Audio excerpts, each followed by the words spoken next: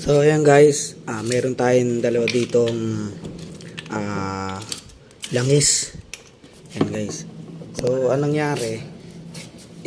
Nagtaka kami kasi magkaiba yung laman niya.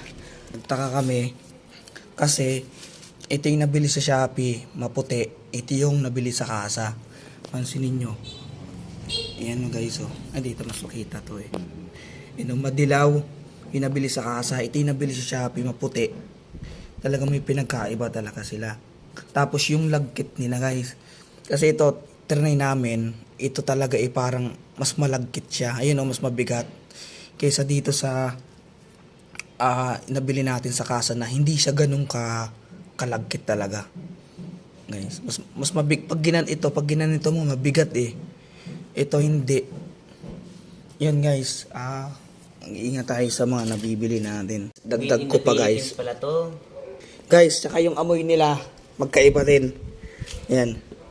So ito yung nabili sa Shopee, ito yung nabili sa kasa. Magkaiba yung amoy nila guys. Itong sa Shopee, parang amoy na siya, nagamit na. Ayun, amoy na amoy mo yung pagkalangis niya. Ito, mabango. Ayun, may amoy talaga siya, ang bango no. Parang may fragrance siya na kakaiba. Ito yung galing sa kasa. Parang air freshener na. Pagdating naman dito sa balot, wala naman problema. Or ano lang siya. Pagdating dito sa balot niya dito sa taas, foil, ito may sobra. Ito, eksakto lang. Pansin nyo, sakto lang yung ito yung galing sa kasa eh. Ito yung galing sa Shopee. Yan may sobra siya. Tapos ito, pansin nyo ito.